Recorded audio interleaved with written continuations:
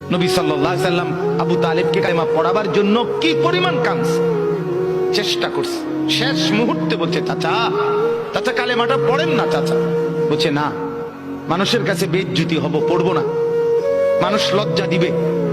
আল্লাহ নবী সাল্লাল্লাহু আলাইহি সাল্লাম বলছে, কানে কানে বলেন, আমি কাউকে শোনাবো না, আমি শুধু হাসরের মাঠে বলবো, মৃত্যু পর্যন্ত চাচা ওয়াদা দিলাম জগৎবাসীকে শোনাবো না আপনি ঈমান আনছিলেন, কানে কানে কন। আবু তালেব বলছে না, কানে কানেও বলবো।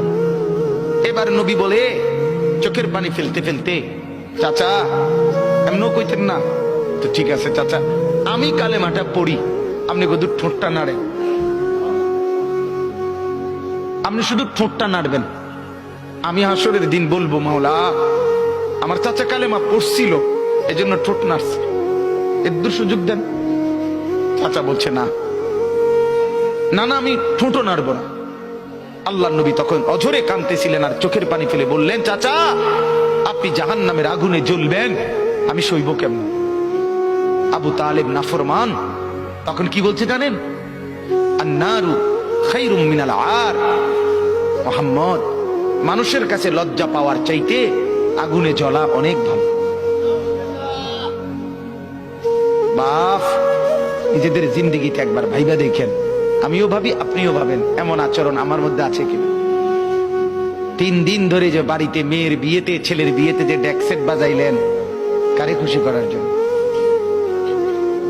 হ্যাঁ, 1 লক্ষ টাকার গেট, এরপরে গায়ে হলুদের এই নগ্ন অনুষ্ঠান কার জন্য করলেন? বেড়া বেড়ি সব, যুবক যুবতী সব একই মাইক্রো প্রাইভেট কারের ভিতরে জাতাজাতি করে বহাইয়া একখান থেকে একখানে নিলেন, কার জন্য? পুরা প্যান্ডেলের ভিতরে একসাথে বেড়া বেড়ি একত্রে খায়, নাচে, গায়, ফুর্তি করে, কার জন্য? শুধু সমাজ, সোসাইটি, পরিবেশ, সোসাইটি মেনটেন করছেন, সমাজ মেনটেন করছেন। ছেলেরা চাইছে, মেয়েরা চাইছে, বাচ্চারা চাইছে, এতে হেতে চাইছে, তো মালিক তিনি কি চাইছিল? ওনার কথা মনে হয় নাই? রাসূল সাল্লাল্লাহু আলাইহি সাল্লাম তার কথা মনে হয় নাই?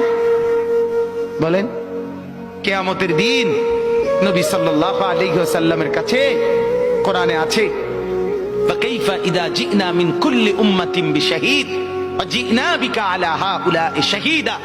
নবীকে বলছে আল্লাহ, বন্ধু আপনার উম্মতের প্রত্যেকের আমলনামা আমি আপনার হাতে দেখাবো, আপনার হাতে, আপনার সামনে পেশ করব, আপনি দেখে কথা বলবেন আমার কাছে। সুপারিশ আপনি কইরেন, মানা নাই, কিন্তু আপনি দেখে করবেন।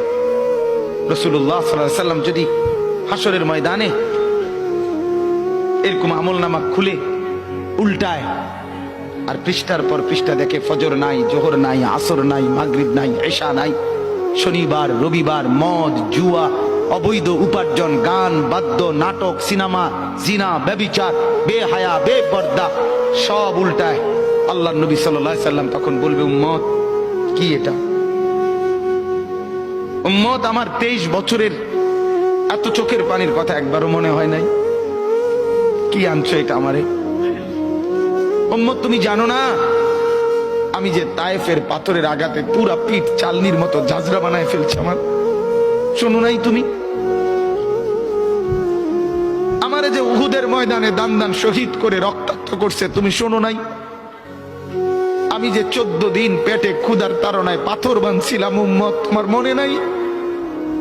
একবারও শোনো নাই আমার ক্ষুধার কষ্ট, আমার পিঠের ব্যথা, আমার দাঁতের ব্যথা, আমার কাঁধে 2টা কড়া ঢুকে গেছে? উম্মত আমার ঘরে 3 মাস, আল্লাহর নবীর স্ত্রী আয়েশা বলছে, আল্লাহর কসম উম্মত, নবীর স্ত্রী বলছে 3 মাস 3টা চাঁদ উঠছে ডুবছে, রাআইনা হিলালান সুম্মা হিলালান সুম্মা হিলালান, 3 চাঁদ 3 মাসে নবীর 9 জন বিবির কারো ঘরে আম্মা জান আয়েশা বলে 1 ফোঁটা চুলায় আগুন জ্বলে নাই।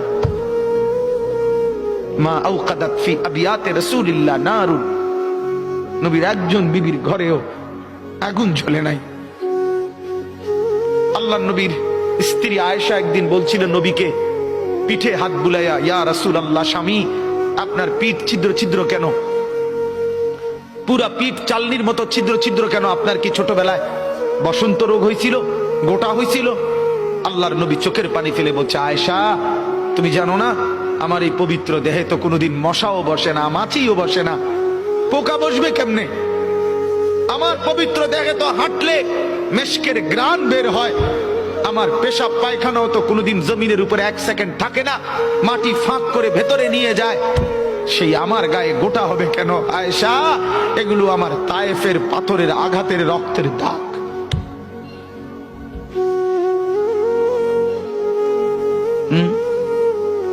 বলো না বাপ, কিছুই মনে হইল না? এভাবে ভুলে গেলেন, ভুলে গেলেন? রাসূলুল্লাহ সাল্লাল্লাহু আলাইহি সাল্লামকে একবারও মনে হলো না? আল্লাহকে ভালোবাসেন, নবীকে ভালোবাসেন, আখিরাত চিনেন? এই বাপ, আমি আপনাদের সন্তান, যে আল্লাহর কোরআন যে ধরে নাই, ছোঁয়ে নাই, পড়ে নাই, বিশ্বাস করেন পড়ার কোনো মজা, লেখার কোনো মজা, জ্ঞানের কোনো মজা, শিখার কোনো মজা, জানার কোনো মজাই সে পায় না।